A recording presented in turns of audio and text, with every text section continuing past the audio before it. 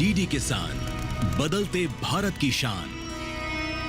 Tax timely ये तना छेदक और पत्ता लपेटक को जड़ से मिटाए, कम मात्रा में भी लंबे समय तक। डेढ़ाट और सफेद बालियों पर दे बेहतरीन नियंत्रण। ट्रॉपिकल एग्रो का 3 सक्रिय तत्वों वाला टैक्स टाइमली, धान सुरक्षित, आप निश्चिंत।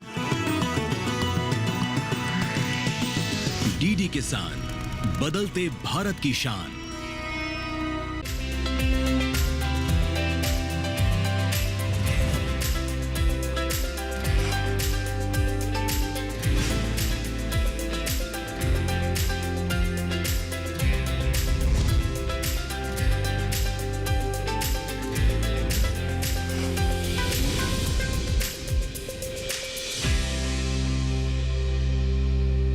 नमस्कार, आप देख रहे हैं दूरदर्शन किसान चैनल। सफल किसान कार्यक्रम में मैं अदिति शर्मा आप सभी का स्वागत करती हूं।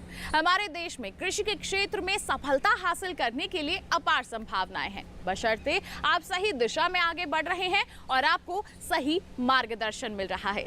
हमारे देश में कृषि के क्षेत्र में लगातार बदलाव होते रहते हैं और वर्षों पहले भी एक बदलाव हुआ था। जी हाँ, हरित क्रांति आई थी और हरित क्रांति के जनक थे डॉक्टर एमएस स्वामीनाथन। आज उनका जन्म दिवस है और इस उपलक्ष्य में क्या कुछ कहना है हमारे माननीय प्रधानमंत्री श्री नरेंद्र मोदी जी का, आइए सबसे पहले उसी की एक झलक आपको दिखाते हैं।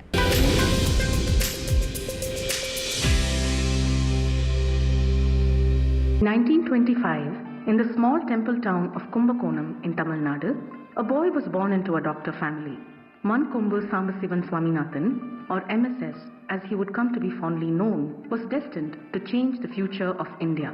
Even as an adolescent, he was impacted by India's famine during World War II.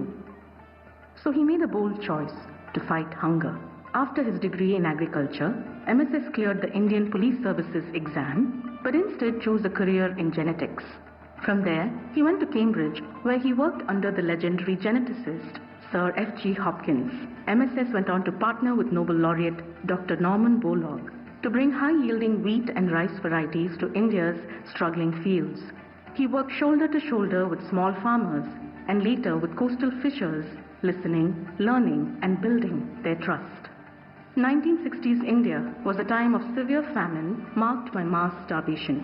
Food aid from the West were our lifeline. MSS's vision and tireless work eventually led India to the Green Revolution, a science-led movement that turned India from a food beggar to a food basket in just over a decade. By the 1980s, Professor Swaminathan became a household name. He chaired global commissions, shaped biodiversity policies, and earned over 80 honorary doctorates in his lifetime. He received several honors, from the World Food Prize, the Magsaysay Award, and the Padma Vibhushan. No matter how high the accolade, he remained till the end an empathetic and humble teacher, mentor, colleague, friend, and public servant. MSS also advocated for a holistic approach to agriculture, emphasizing sustainability, gender equity, and conservation. This was the genesis of his idea of the Evergreen Revolution. In 1988, he founded the MS Swaminathan Research Foundation, an organization that has grown to be a powerful bridge between science and society, working on a range of issues like biodiversity conservation, regenerative agriculture, climate resilience, and more. His wife and noted social activist, the late Meena Swaminathan, played a key role in infusing a strong gender lens to the work of the foundation. This pro-poor, pro-nature, and pro-woman approach continues to be the North Star of the foundation. In his later years, he coined a term and an ideal that can well define our collective future that is currently grappling with the polycrises of climate change, biodiversity loss, and growing inequity: biohappiness.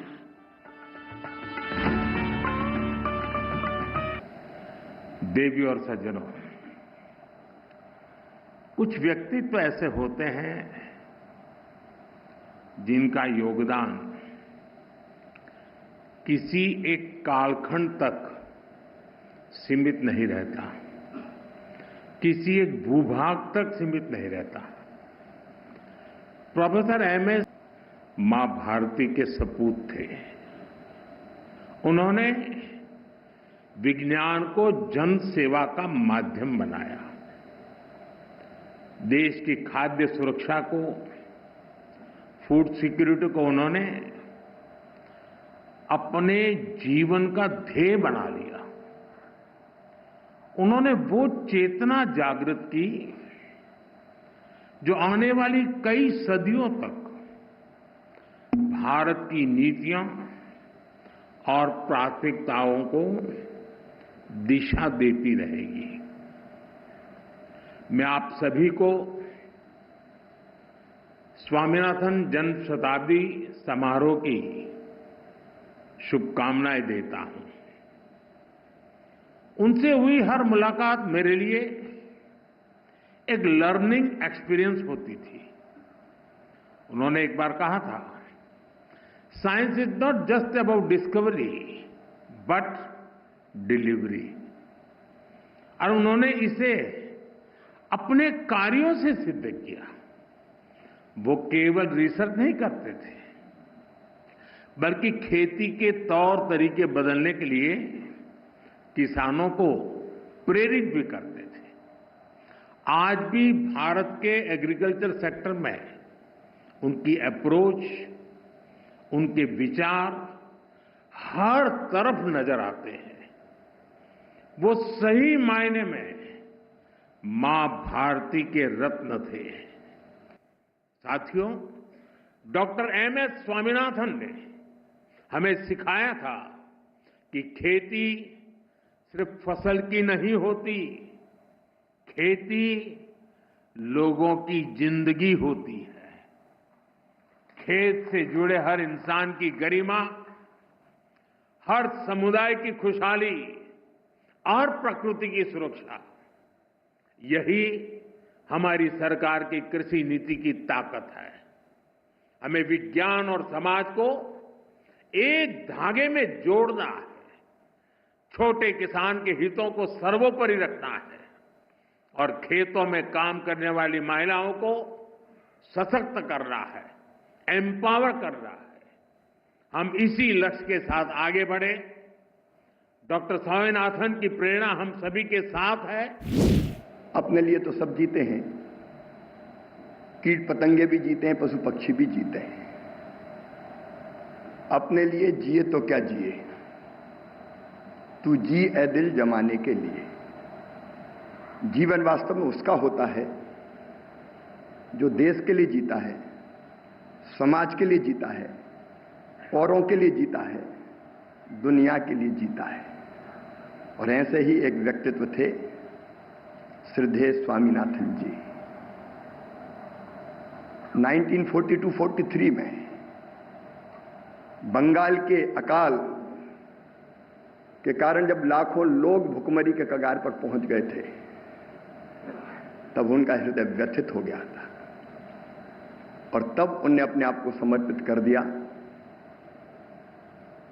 खेती के लिए, किसानी के लिए और भुखमरी मिटाने के लिए। और उसके बाद जो हुआ, यहां बैठे सब लोग जानते हैं, बताने की आवश्यकता नहीं है। मैं केवल इतना स्मरण दिलाना चाहता हूं कि 1966 में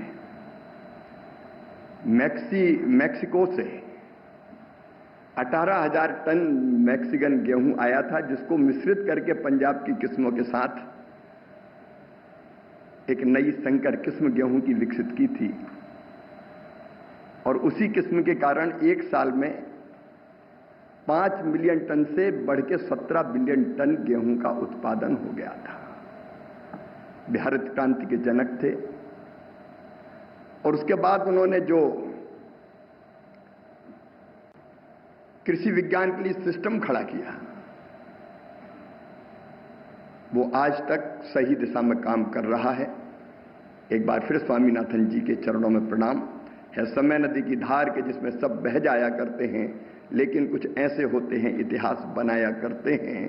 उन्होंने एक नया इतिहास दुनिया से भुखमरी मिटाने के लिए बनाने का जो काम किया है, उसके लिए सत सत नमन।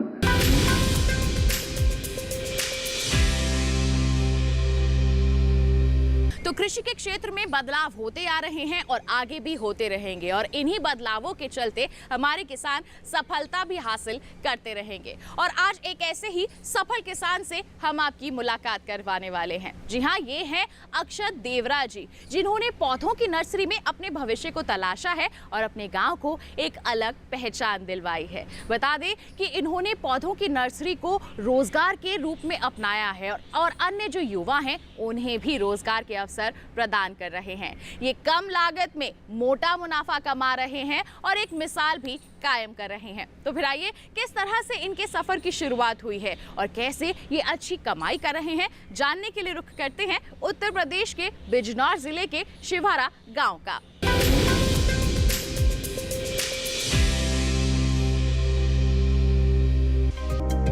बिजनौर गंगा नदी के तट पर बसा उत्तर प्रदेश का एक जिला। उत्तराखंड से सटे इस जिले में गन्ना, गेहूं, चावल, मूंगफली जैसी फसलें प्रचुर मात्रा में होती हैं। इसी जिले के नगर शिवहरा के रहने वाले अक्षत देवरा। आज हम बात करेंगे सफल किसान अक्षत देवरा की, जिन्होंने वनस्पति विज्ञान की जैव टेक्नोलॉजी विषय में MSc करने के बावजूद अपने गांव शिवहरा में अपनी सोच और संसाधन के जरिए पौधों की नर्सरी को रोजगार के रूप में अपनाया और दूसरे लोगों के लिए मिसाल बन गए। आज इनके गांव की पहचान ही नर्सरी के कारण बनी है। क्षेत्र के किसानों के अलावा दूसरे प्रदेशों के किसान भी आज इनकी नर्सरी में तैयार पौधों को लेने इनके गांव आते हैं। पौधों की नर्सरी को रोजगार का अवसर बनाने वाले अक्षत देवरा कहते हैं, मैंने अपनी पढ़ाई रामजस कॉलेज दिल्ली विश्वविद्यालय से वनस्पति विज्ञान में पूरी की। तत्पश्चात मैंने वनस्पति जैव तकनीकी विज्ञान, जिसको प्लांट बायोटेक्नोलॉजी भी कहते हैं, वहाँ से स्पेशलाइजेशन किया और लगभग 2 वर्ष मैंने भारतीय कृषि अनुसंधान केंद्र के साथ काम किया। काम करते करते मुझे यह महसूस हुआ कि मैं लगातार जैसे कि लैब में मेहनत करता था, मैं अपने 8 से 12 घंटे दिन के वहाँ दिया करता था, तो मुझे यह एहसास हुआ कि कहीं ना कहीं मैं एक उच्चतम कार्य में अपना सहभागी तो बन रहा हूँ, परंतु एक अंदर से एहसास आता था कि मैंने जितनी भी पढ़ाई करी, मैं बहुत ही बड़े लेवल पे लोगों को उस पढ़ाई का जैसे लाभ नहीं पहुँचा पा रहा था। इस चीज़ को ध्यान में रखते हुए मैंने बहुत रिसर्च की और सोचा कि ऐसा क्या काम है जिसको मैं कर सकता हूँ और मेरी पढ़ाई का लाभ ज़्यादा से ज़्यादा स्तर से लोगों तक पहुँचाया जा सकता है। क्योंकि मेरी पढ़ाई व मेरा सारा समय, लगभग पिछले 10 वर्ष का समय लगातार पेड़ों के बीच, पेड़ों के साथ, खेतों में, फसलों के बीच रहा है, तो मैंने नर्सरी को एक व्यवसाय के रूप में देखा। दिल्ली के रामजस कॉलेज से वनस्पति विज्ञान में MSc करने के बाद भी अक्षत देवरा का मन पेड़ों के साथ और पेड़ों के बीच रहने का हुआ, तो उन्होंने पौधों की नर्सरी को एक व्यवसाय के रूप में अपनाया। पौधों की नर्सरी के काम को आगे बढ़ाया। आज इनकी नर्सरी में 450 से अधिक वैरायटी के पौधे हैं, जिसे वे किसानों को उपलब्ध कराते हैं। इस बारे में अक्षत देवरा कहते हैं, लगभग विगत 2 वर्षों से इस कार्य में आगे बढ़ते रहने के साथ साथ हमने लगभग आज तक 450 से ज़्यादा वैरायटीज़ पेड़ों पौधों की इकट्ठा की हैं अपने यहाँ, जिनमें से ज़्यादातर का प्रोडक्शन हम एयर लेयरिंग, ग्राफ्टिंग, कटिंग व अन्य प्रणालियों के माध्यम से हम लोग खुद यहाँ पे प्रोडक्शन करते हैं। साथ ही साथ कुछ ऐसे पेड़ जो कि हमारे एरिया में बनाना मुश्किल है या फिर टिश्यू कल्चर जैसी कॉम्प्लेक्स प्रणालियों से बनाए जाते हैं, तो उनको हम बाहर से क्रय करके यहाँ पे अपने किसान भाइयों को उपलब्ध कराते हैं। नर्सरी के व्यवसाय की ओर कदम बढ़ाने वाले अक्षत अपने इस काम को अपने पिता की देन मानते हैं। अक्षत कहते हैं कि पहले भी लोग नर्सरी के काम को करते थे, लेकिन अब नई टेक्नोलॉजी के कारण लोग नई फसलों को लगा पा रहे हैं। आम, अमरूद, नींबू जैसे उद्यानिक पौधों के अलावा कैक्टस आदि के पौधों की नर्सरी तैयार करने में कृषि विज्ञान केंद्र नगीना का भी सहयोग इन्हें मिलता है, जिससे वे नर्सरी के काम को आगे बढ़ा रहे हैं। यह नर्सरी मेरे पिताजी की देन है। लगभग 30 वर्ष जितनी मेरी उम्र है उतनी इस नर्सरी की उम्र है। उन्होंने भी इस नर्सरी को हम अपने बच्चे की तरह पाला है। और साथ ही साथ हुआ क्या कि लगभग उन 30 वर्षों से पहले किसान आम तौर पे नहीं जानता था कि हम उद्यान में भी कुछ कर सकते हैं। एक नया आयाम खोला है इस नर्सरी ने इस क्षेत्र में, जिसके माध्यम से लोगों को पता चला कि भाई हम आम की फसल कर सकते हैं, अमरूद की फसल कर सकते हैं, नींबू की, या फिर किसी और तरह की फसल कर सकते हैं जो कि एक आम फसल से भिन्न है। अब जैसा कि एक नज़रिया है कि पहले भी तो लोग किया करते थे, लेकिन वो जो उद्यान की फसलें वो लोग उगाया करते थे तो उसमें जो प्रोडक्शन था वो काफ़ी कम था, लोगों को नॉलेज कम थी। हमारे माध्यम से लोग नई नई फसलों से अपना परिचय करा पाए हैं, नई नई फसलों को लाकर अपने खेत में लगा पाए हैं, और जो प्रोडक्शन उन्हें ज़्यादा से ज़्यादा मात्रा में सेम ज़मीन से सेम टाइम में मिल सकता था, वो उन फसलों के और उन पेड़ों के द्वारा प्राप्त कर पा रहे हैं। कुछ लोग नए नए प्रयोगों के जरिए न सिर्फ पैसा कमाते हैं बल्कि दूसरे लोगों के मार्गदर्शक भी बन जाते हैं। तमाम किसान पौधों की नर्सरी को घाटे का सौदा बताने से नहीं चूकते, लेकिन इनके बीच जो प्रगतिशील किसान होते हैं वो कम जमीन में भी कम लागत में ही अधिक मुनाफा कमा सकते हैं। ऐसे किसान अपने मजबूत इरादों के चलते क्षेत्र में ही युवाओं के लिए रोजगार का अवसर प्रदान करते हैं। ऐसे ही किसान हैं अक्षत देवरा, जिन्होंने किसी कंपनी में नौकरी करने के बजाय पौधों की नर्सरी तैयार करने के व्यवसाय को अपनाया और सफलता की मंजिल तक पहुँचे। नर्सरी के व्यवसाय से आज इनके जीवन में उजाला फैल रहा है और ये आर्थिक रूप से मजबूत हो रहे हैं।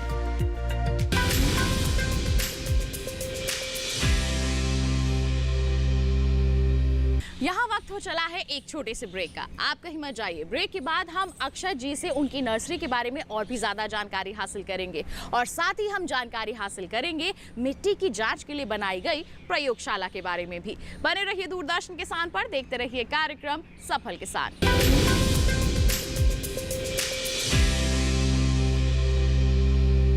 टैक्स टाइमली ये तना छेदक और पत्ता लपेटक को जड़ से मिटाए, कम मात्रा में भी लंबे समय तक। डेढ़ाट और सफेद बालियों पर दे बेहतरीन नियंत्रण। ट्रॉपिकल एग्रो का 3 सक्रिय तत्वों वाला टैक्स टाइमली, धान सुरक्षित, आप निश्चिंत।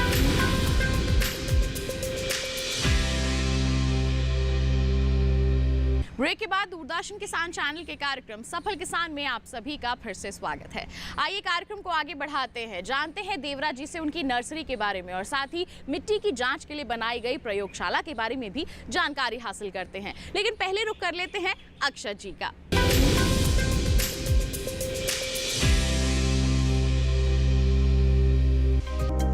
खेतों में रसायनों के बढ़ते प्रयोग के चलते मिट्टी का स्वास्थ्य लगातार खराब हो रहा है। मिट्टी की उत्पादन क्षमता प्रभावित हो रही है। इसको देखते हुए अक्षत ने मृदा परीक्षण प्रयोगशाला खोला है, जहां पर वे मिट्टी की जांच कर किसानों को आवश्यक उपाय भी बताते हैं।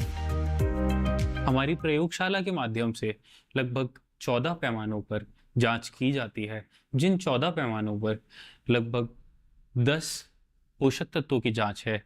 अन्य 4 पैमाने पीएच, ईसी जिसे नमक की जांच के नाम से भी जाना जाता है, एवं चूना और जिप्सम टेस्ट शामिल हैं। इस जांच को करने के पश्चात हम किसान को एक चार्ट जैसी रिपोर्ट के माध्यम से पूरी तरह विस्तारित रूप से यह बताते हैं कि आपकी मृदा में कितनी तरह के पोषक तत्व कितनी मात्रा में होने चाहिए और आपकी मृदा में कितनी मात्रा में है। इससे क्या होता है, किसान को साफ तरीके से समझ में भी आता है और पता चलता है कि हाँ, उनकी मृदा में कौन से पोषक तत्व अधिक मात्रा में है, वो कौन से कम में है। इसी के साथ साथ जिस भी फसल को वो अपने खेत में लगाते हैं, जैसे कि अगर हम धान की बात कर लें, गन्ने की बात कर लें, यदि कोई उद्यान की फसल है जैसे आम की बात कर लें या कोई और फसल है, तो क्योंकि सभी फसलों में जो पोषक तत्व या फिर खाद्य पदार्थ जो हम लगाते हैं उन सभी की मात्रा भिन्न रहती है। जिस प्रकार एक छोटे बच्चे को और बड़े आदमी को या बड़े व्यक्ति को अलग भूख लगती है, उसी प्रकार सभी फसलों की भूख भी अलग रहती है। और इन फसलों को देखते हुए हमारी लैब द्वारा किसानों को फसल विशेष अनुसार खाद्य सिफारिश दी जाती है, जो कि उनके क्षेत्रफल के अनुसार होती है। अच्छी पढ़ाई करने के बावजूद नर्सरी के व्यवसाय को अपनाकर अपनी आजीविका को बेहतर बनाने वाले अक्षत युवाओं को सलाह देते हुए कहते हैं कि आज के युवा अपने हुनर को पहचाने, उन्हें तराशे तो वे नौकरी करने वाले बनने की बजाय नौकरी देने वाले बन सकते हैं। अक्षत कहते हैं कि उनकी नर्सरी से ही करीब 12 लोग जुड़कर अच्छी आमदनी कर रहे हैं। इसी तरह लगभग अगर हम बात की जाए तो लगभग मुझसे 12 लोग जुड़े हुए हैं जो कि मेरे साथ मिलकर काम करते हैं। मैं उनको रोजगार प्रदान कर रहा हूं और इस प्रकार मैंने उस पॉसिबिलिटी को कि मैं भी नौकरी करता, मैंने उसे ख़त्म करके इसको चुना कि मेरा परिवार एक बड़ा परिवार बने और मेरे परिवार के माध्यम से 12 और परिवार पले। प्रकृति के करीब रहने वाले युवाओं के लिए नर्सरी का व्यवसाय एक बेहतरीन विकल्प हो सकता है। नर्सरी में कई तरह के पौधे बिकते हैं। नर्सरी में बागवानी फसलें जैसे आम, अमरूद, नींबू के अलावा सब्जी वर्गीय पौधों व मौसमी फूलों, कैक्टस के पौधों को भी तैयार कर आय को बढ़ाया जा सकता है। कम लागत में नर्सरी का व्यवसाय प्रारंभ कर बेहतर मुनाफा कमाया जा सकता है।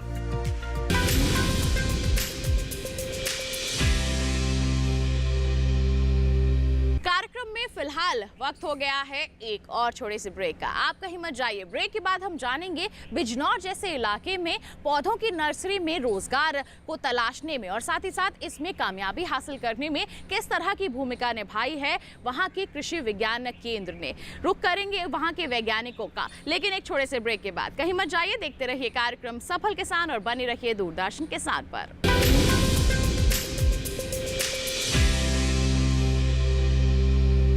टैक्स टाइमली ये तना छेदक और पत्ता लपेटक को जड़ से मिटाए, कम मात्रा में भी लंबे समय तक। डेढ़ाट और सफेद बालियों पर दे बेहतरीन नियंत्रण। ट्रॉपिकल एग्रो का 3 सक्रिय तत्वों वाला टैक्स टाइमली। धान सुरक्षित, आप निश्चिंत।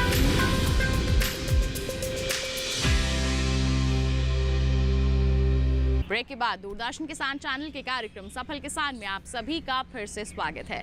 आइए रुख करते हैं बिजनौर जिले के कृषि विज्ञान केंद्र का। जानते हैं कि किस तरह की भूमिका वहां के कृषि जो वैज्ञानिक हैं वो निभा रहे हैं आसपास के किसानों को और ग्रामीणों को आगे बढ़ाने के लिए, युवाओं को सशक्त बनाने के लिए। आइए रुख करते हैं कृषि वैज्ञानिकों का।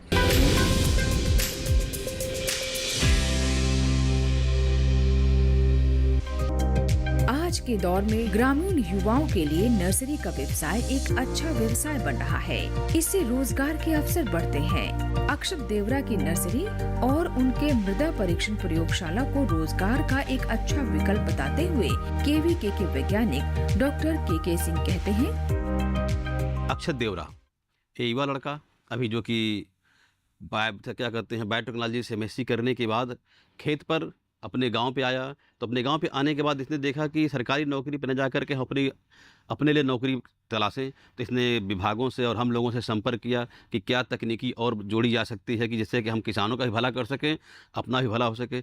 तो इस लड़के ने आपने देखा अभी पीछे की क्या कहते हैं कि फल फूल सब्जी और उसके साथ ही साथ जो ऑर्नामेंटल प्लांट्स होते हैं उसकी नर्सरी का काम करना शुरू किया। वहाँ पर दूसरों को जोड़ रखा साथ में।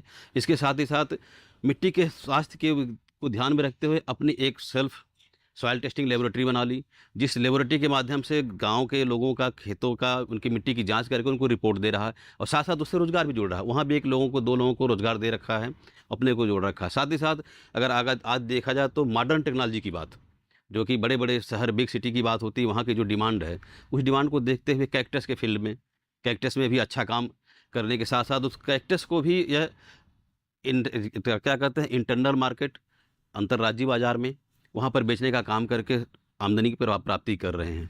तो हमारा कहने का मतलब यह है कि खेती घाटे का सौदा नहीं है, बस खेती के करने का एक जुनून होना चाहिए और खेती में दिमाग से और तकनीकी को अगर समावेश कर लिया जाए तो खेती में बहुत सी ऊंचाइयां प्राप्त की जा सकती है। अक्षत देवरा के मृदा परीक्षण प्रयोगशाला के काम की तारीफ करते हुए केवीके के शस्य वैज्ञानिक डॉक्टर शिवांगी कहती हैं कि आज के दौर में मृदा स्वास्थ्य बनाए रखना बहुत जरूरी है। लोगों को ये जानकारी होना आवश्यक है कि मृदा का स्वास्थ्य कैसे अच्छा बनाया जाए। इसके बारे में डॉक्टर शिवांगी कहती हैं, मृदा स्वास्थ्य बहुत बड़ा इशू है, बहुत बड़ा कंसर्न है। किसान सब कुछ करता है अपनी खेती के लिए, पर कभी कभी वो मृदा स्वास्थ्य के बारे में सोचना भूल जाता है, या मृदा स्वास्थ्य कैसे बनाए रखा जाना चाहिए ये निरंतर दिमाग में रहना चाहिए और इस पे निरंतर काम चलते रहना चाहिए। जरूरी नहीं है कि फसल से पहले ही थोड़ा सा जो काम आपने कर लिया, कभी हरी खाद लगा ली, ये कोई मृदा स्वास्थ्य के लिए आप बहुत बड़ा काम कर रहे हैं, बहुत कुछ हो सकता है इसके लिए, लेकिन निरंतर सतत इसके प्रयास करने से मृदा स्वास्थ्य बनाए रखना बहुत ज़रूरी है। बहुत ज़रूरी है कि जिस तरीके से हम फसल ले रहे हैं उसी तरीके से निरंतर कुछ ना कुछ अपने खेत पे ऐसा करते रहें, हमेशा अपनी सस्य क्रियाओं को इस तरीके से बनाए रखें कि मृदा में सूक्ष्म जीव, उनमें पानी रोकने की क्षमता, जो जल धारण क्षमता कहलाती है, उनमें न्यूट्रिएंट को इस्तेमाल करने की, उसको कन्वर्ट करने की क्षमता, ये सब बनी रहे। नर्सरी में तैयार होने वाले पौधों की अच्छी किस्मों की मांग देश के हर हिस्से में तेजी से बढ़ रही है। ऐसे में युवा कम लागत में अपनी कम जगह वाली जमीन का उपयोग नर्सरी के रूप में कर अधिक आय का एक अच्छा माध्यम विकसित कर सकते हैं। कई राज्यों में किसान कृषि विभाग की सहायता से नर्सरी का व्यवसाय कर अच्छा मुनाफा कमा रहे हैं। नर्सरी शुरू करने के लिए कृषि व बागवानी से जुड़े विभाग की मदद करते हैं। अगर आप भी नर्सरी शुरू करना चाहते हैं तो अपने जिले के जिला उद्यान अधिकारी से जरूर संपर्क करें। हर प्रदेश में नर्सरी शुरू करने के लिए कृषि और बागवानी विभाग आर्थिक मदद भी करते हैं। राष्ट्रीय बागवानी विकास मिशन के तहत नर्सरी शुरू करने के लिए केंद्र व राज्य सरकार से 60 और 40% सब्सिडी मिलती है।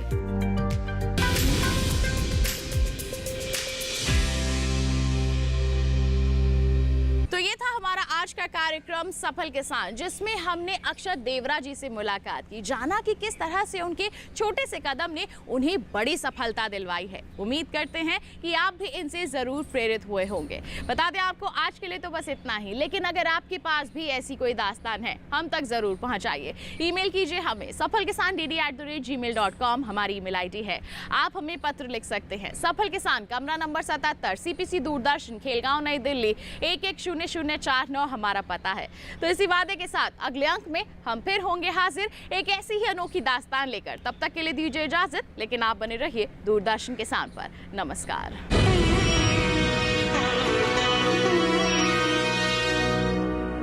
टैक्स टाइमली, ये तना छेदक और पत्ता लपेटक को जड़ से मिटा